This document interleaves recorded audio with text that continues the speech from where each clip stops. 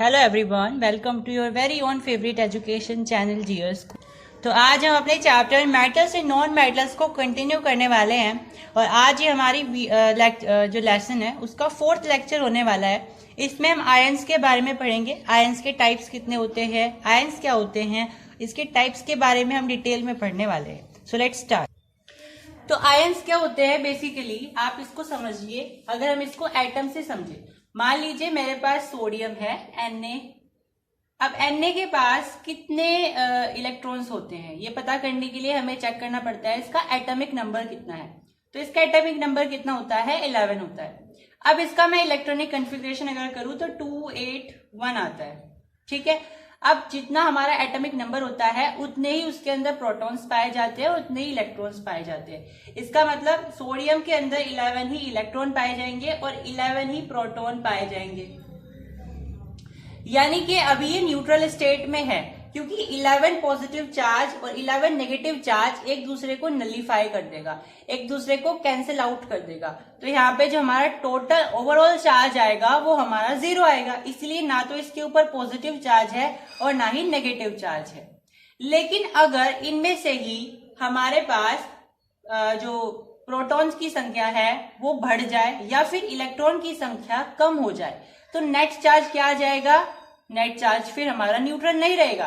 अगर हमारा negative charge, एक नेगेटिव चार्ज निकल जाता है तो इसमें हमारे पास कितने नेगेटिव चार्ज बचेंगे, 10 इलेक्ट्रॉन्स के बचेंगे।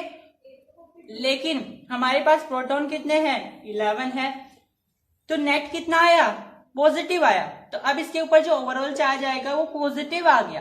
तो यहाँ पे हमने ये बताने की कोशिश की है कि जब किसी न्यूट्रल एटम में इलेक्ट्रॉन और प्रोटॉन की संख्याओं में लेन देन होता है।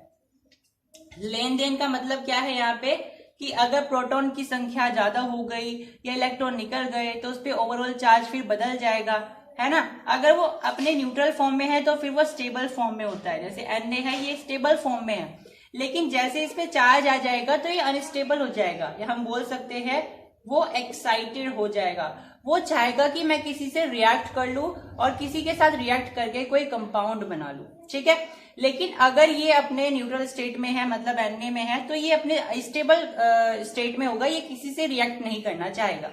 तो अगर आपके पास NaCl दिखाई दे रहा है तो ये NaCl कैसे बन रहे हैं, ये NaCl तब बनेंगे जब इस Na के पास अपने पॉजिटिव चार्ज होगा, तब जाकर के ये उसके साथ कंपाउंड बना पाएंगे। नहीं तो ऐसे नहीं बना सकते हैं, क्योंकि कंपाउंड तभी बना पाएंगे अगर वो एक्साइटेड स्टेट में होंगे, क्योंकि स्टेबल स्टेट में तो फिर उसको रिएक्ट करने की जरूरत ही नहीं है। तो अगर आपको कंपाउंड बनाने हैं तो आपको क्या करना पड़ेगा, एटम्स को एक्साइटेड फॉर्म में लाना पड़ेगा, मतलब कि उसके आयनिक फॉर्म में लाना पड़ेगा। तो यहीं से हमारा कॉन्सेप्ट निकलता है आयंस का। तो आयन आपके पास एक चार्ज एटम होता है, इलेक्ट्रिकली चार्ज एटम होता है। मतलब बेसिकली एक ऐसा एटम जिसके पास इलेक्ट्रिक चार्ज होता है, या तो पॉजिटिव हो सकता है या नेगेटिव भी हो सकता है। जैसे एनायन है, एनायन एक ऐसा आयन होता है जिसके पास नेगेटिव चार्ज होता है। जैसे क्लोरीन का नेगेटिव हो गया और O2 का डबल नेगेटिव हो गया। केटायन इसका अपोजिट होता है, मतलब ऐसे आयन जिसके पास पॉजिटिव चार्ज होता है ओवरऑल, यानी नेट चार्ज उसके पास कितना है, पॉजिटिव है। जैसे Na+ हो गया और Mg2+ हो गया। तो यहाँ से हमारा ये कॉन्सेप्ट निकल करके आया। तो आई होप आपको समझ में आया किस तरीके से आयनिक फॉर्म में बन जाते हैं। जब इनमें से इलेक्ट्रॉन निकल जाएंगे तो ये पॉजिटिव फॉर्म में आ जाएंगे, जब उसमें इलेक्ट्रॉन आ जाएंगे तो ये नेगेटिव फॉर्म में आ जाएंगे। क्योंकि इलेक्ट्रॉन का निकलना मतलब नेगेटिविटी का बाहर निकलना, नेगेटिव चार्ज का बाहर निकलना, यानी नेट चार्ज कितना बचेगा, फिर पॉजिटिव बचेगा। अगर इलेक्ट्रॉन आ रहे हैं मतलब कि इलेक्ट्रॉन की उसमें गेन हो रहा है, मतलब कि ओवरऑल चार्ज जो है वो नेगेटिव की तरफ जाएगा, मतलब कि ओवरऑल चार्ज क्या जाएगा, फिर नेगेटिव बन जाएगा, तो ये एनायन बन जाएगा, राइट। तो जैसा कि मैंने बताया, तो बेसिक सा प्रिंसिपल क्या है, अगर इलेक्ट्रॉन निकल रहे हैं तो पॉजिटिव चार्ज ज्यादा आ जाएगा, अगर इलेक्ट्रॉन एंटर कर रहे हैं, गेन हो रहे हैं, तो आपके पास नेगेटिव चार्ज आ जाएगा।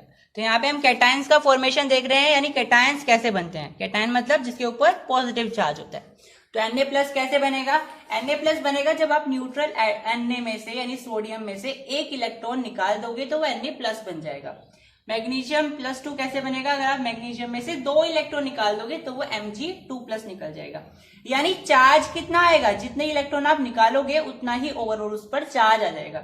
आपने यहाँ पे इलेक्ट्रॉन 1 निकाला है तो एक ही उसके पास पॉजिटिव चार्ज आया।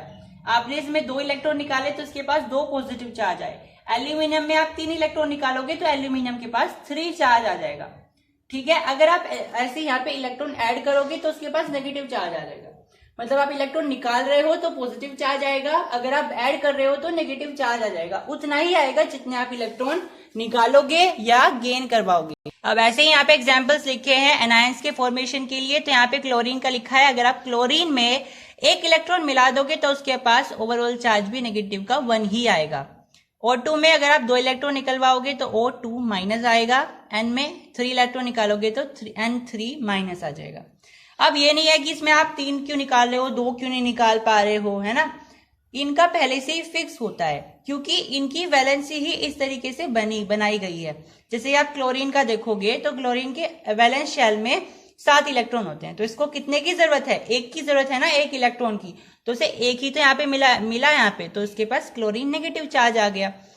अब O2 में उसका वैलेंस शेल में कितने इलेक्ट्रॉन होते हैं, 6 होते हैं। तो यहाँ पे अगर उसको ऑक्टेट पूरा करना है तो 2 चाहिए होंगे, तो 2 इलेक्ट्रॉन यहाँ पे हमने लगाए इसके, तो यहाँ पे इसका O2 नेगेटिव आ गया। इस तरीके से N3 होता है। तो ये सारे अकॉर्डिंग टू इनके इलेक्ट्रॉनिक कन्फिग्रेशन होते हैं। तो आपको इसमें घबराना नहीं है कि इन्होंने 2 क्यों ऐड करे, 3 क्यों ऐड करे, इसमें इन्होंने 2 क्यों नहीं ऐड करा, है ना।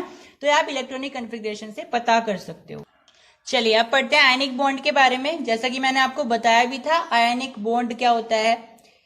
तो आयनिक बॉन्ड कब बनेगा, जब किसी मेटल और नॉन मेटल के बीच में जो है रिएक्टिविटी होगी, अट्रैक्टिव फोर्स लगेगा और एक कंपाउंड बन जाएगा। तो उनके बीच में बॉन्ड भी बनेगा, वो सिंगल बॉन्ड भी हो सकता है, डबल बॉन्ड भी हो सकता है, ट्रिपल बॉन्ड भी हो सकता है। तो आगे हम पढ़ेंगे बॉन्ड कौन कौन से हैं। बाकी आप अभी ये समझिए, जब मेटल और नॉन मेटल आपस में रिएक्ट करके कंपाउंड बनाते हैं तो उनके बीच में आयनिक बॉन्ड बनता है। उस बॉन्ड को हम आयनिक बॉन्ड कहते हैं। ठीक है, बेसिकली ये कब बनता है, जब इलेक्ट्रॉन का ट्रांसफर होता है। ठीक है, जब मेटल नॉन मेटल को अपना इलेक्ट्रॉन दे देता है। Generally most of the cases में ऐसा ही होगा, जब मेटल इलेक्ट्रॉन को दे देगा, ट्रांसफर कर देगा। तो एक तरीके से हम यहाँ से रिजल्ट निकाल सकते हैं कि मेटल क्या होता है, डोनर होता है। मतलब मेटल क्या करता है, डोनेट करता है इलेक्ट्रॉन को। और नॉन मेटल क्या होता है, नॉन मेटल एक्सेप्टर होता है, यानी कि ये इलेक्ट्रॉन को एक्सेप्ट करता है कि भाई मुझे चाहिए। ठीक है, मेटल बहुत अच्छा आदमी है, उसे पैसे नहीं चाहिए, मतलब इलेक्ट्रॉन नहीं चाहिए। अभी इलेक्ट्रॉन को हम पैसा माने अगर, तो यहाँ पे हम समझ सकते हैं कि मेटल बहुत अच्छा आदमी है, उसे पैसे नहीं चाहिए, वो दूसरों को बांट देता है, डोनेट कर देता है। लेकिन नॉन मेटल बहुत कंजूस है, उसे जितना मर्जी उतने दे दो, यानी ये एक्सेप्ट करता रहेगा हमेशा। हालांकि ऐसा नहीं है जितने मर्जी उतने, ये अपने वैलेंसी के अनुसार ही इलेक्ट्रॉन को लेता है। ठीक है, तो जैसे क्लोरीन है वो 1 ही इलेक्ट्रॉन ले पाएगा, इस तरीके से। अब यहाँ पे मैंने आपको फॉर्मेशन बताया है, आयनिक कंपाउंड का भी हम फॉर्मेशन स्टार्ट कर रहे हैं। यहाँ पे देखिए सोडियम क्लोराइड है जिसे हम NaCl से डिनोट करते हैं ना। तो ये कैसे बनता है, तो मैंने क्या किया, सोडियम लिया, उसके वैलेंस शेल में 1 इलेक्ट्रॉन होता है, मैंने लिख दिया, प्लस क्लोरीन होता है, क्लोरीन के वैलेंस शेल में 7 इलेक्ट्रॉन है। तो ये 1 इलेक्ट्रॉन यहाँ पे ट्रांसफर हो जाएगा, क्योंकि फिर इसके पास 1 भी नहीं रहेगा, इसके पास 1 इलेक्ट्रॉन जाएगा तो इसके पास पॉजिटिव चार्ज बन गया यहाँ पे, और इसके पास 1 इलेक्ट्रॉन जा रहा है तो इसके पास नेगेटिव चार्ज बन जाएगा। ठीक है, तो यहाँ पे ट्रांसफर हुआ इलेक्ट्रॉन का, मैंने वीडियो में पहले बताया था, है ना, इस चैप्टर के स्टार्टिंग 3rd लेक्चर में।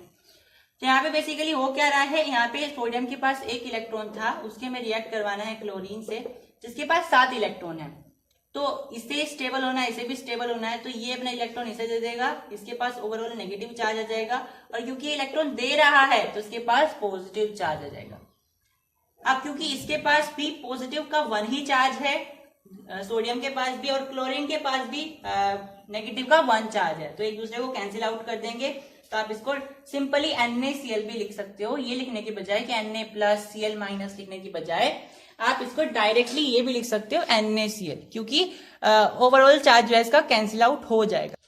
नेक्स्ट एग्जांपल देखते हैं, फॉर्मेशन ऑफ मैग्नीशियम क्लोराइड। तो मुझे मैग्नीशियम क्लोराइड बनाना है जिसका फॉर्मूला क्या होता है, MgCl2। तो भाई मैंने क्या लिया, मैग्नीशियम लिया, और मैग्नीशियम का हम देख सकते हैं कि उसका जो इलेक्ट्रॉनिक कन्फिग्रेशन होता है वो क्या होता है, 12 होता है ना, इसका एटॉमिक नंबर होता है। यहाँ पे क्या बन जाएगा, 282, मतलब इसके वैलेंस शेल में 2 इलेक्ट्रॉन आए, तो मैंने यहाँ पे 2 रिप्रेजेंट कर दिए। प्लस अब यहाँ पे मुझे क्लोरीन बनाने हैं, क्योंकि मुझे 2 क्लोरीन चाहिए तो मुझे 2 लेने पड़ेंगे।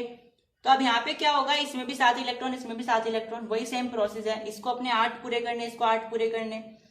अब क्योंकि ये मेटल है, इसके ऊपर पॉजिटिव चार्ज आना है, ये नॉन मेटल है, इसके ऊपर नेगेटिव चार्ज आना है, तो ये पॉजिटिव चार्ज लाने के लिए क्या करेगा, इन इलेक्ट्रॉन को दे देगा। तो एक इलेक्ट्रॉन इसे दे देगा, एक इलेक्ट्रॉन इसे दे देगा, दोनों का बढ़िया काम हो गया। दोनों के पास आ गए 8 इलेक्ट्रॉन, नेगेटिव चार्ज आ जाएगा, और ये इसका बढ़िया काम हो गया, इसके पास पॉजिटिव चार्ज आ जाएंगे। कितने आएंगे, 2 चार्ज आएंगे पॉजिटिव के, क्योंकि इसने 2 इलेक्ट्रॉन दिए हैं। तो यहाँ पे Mg+2 बन गया, और क्योंकि 2 क्लोरीन है तो 2 Cl लिख करके हमने इसके इलेक्ट्रॉन को रिप्रेजेंट कर दिया, और इसके ऊपर नेगेटिव चार्ज आ जाएगा। इसको आप ऐसे भी लिख सकते हो, MgCl2। तो बेसिकली मैंने आपको 2 फॉर्मेशन बताई, और भी बहुत सारी फॉर्मेशन हो सकती है। मेनली हमें यह समझना था आयनिक कंपाउंड बन कैसे रहे हैं, ठीक है। तो आपको आयनिक कंपाउंड की डेफिनेशन रिवाइज करा देते हैं। तो आयनिक कंपाउंड वो कंपाउंड होते हैं जिन कंपाउंड के बीच में आयनिक बॉन्ड होता है, यानी कि जैसे NaCl हो गया, MgCl2, KCl। तो ऐसे इलेक्ट्रॉन जिनके बीच में आयनिक बॉन्ड हो रहा है, बॉन्ड कंटेन करते हैं, जो आयनिक बॉन्ड कंटेन करते हैं जो कंपाउंड, उनको आप आयनिक कंपाउंड बोल देते हो, ठीक है। तो यहाँ पे देखिए मैंने आपको यहाँ पे कुछ आयनिक कंपाउंड लिखे हैं, फिर उनका रिजेंबल इनर्ट गैस लिखा है, मतलब ये किसकी तरह बिहेव करना चाहेंगे। जैसा कि मैंने आपको बताया था ना, कुछ ऐसे कंपाउंड होते हैं जो उनके अनुसार चलते हैं कि उनके आसपास नियरेस्ट इनर्ट गैस कौन सी है। तो KCl किस पर डिपेंड करेगा, आर्गन पर करेगा, क्योंकि भाई देखो पोटेशियम भी और क्लोरीन भी, ये किसके पास, इसका पोटेशियम का क्या होता है 19 होता है इलेक्ट्रॉनिक कन्फिग्रेशन, क्लोरीन का 17 होता है। तो ये इनके बीच में कौन सा आ रहा है, 18 आ रहा है, तो आर्गन आ गया, ठीक है। अब देखो Mg है, Mg12 आ गया, और जो हमारा ये क्लोरीन है ये 17 आ गया।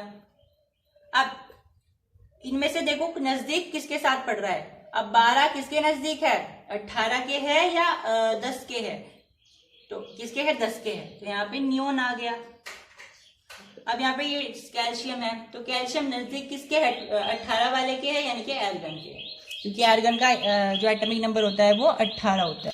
एक और फैक्ट है कि एक ऐसा आयनिक कंपाउंड भी एग्जिस्ट करता है जो केवल और केवल नॉन मेटल से मिलकर के बना है, ठीक है। तो ऐसा नॉन मेटल कौन सा है, ऐसा आयनिक कंपाउंड कौन सा है भाई, NH4Cl। इसको बोलते हैं अमोनियम क्लोराइड। ये एक ऐसा एक लौता आयनिक कंपाउंड है जो केवल और केवल नॉन मेटल से मिलकर के बना है। तो इस वीडियो में इतना ही, हालांकि मुझे और भी इसमें पढ़ाना था आगे, पर क्योंकि शाम हो गई है मुझे शूट करते करते, तो अंधेरा आने लगा है वीडियो में। तो अगली वीडियो में चैप्टर को कंटिन्यू करेंगे। अगली वीडियो में हम कोवेलेंट कंपाउंड के बारे में देखेंगे, और बाकी सारा जो इसमें रह गया है वो भी हम देखने की कोशिश करेंगे। फिर इसमें मेटलर्जी रह जाएगी, बस हमारे चैप्टर का लास्ट टॉपिक, वो हम नेक्स्ट वीडियो में देखेंगे। Thank you, hope you have subscribe the channel and like the session as well. Thank you.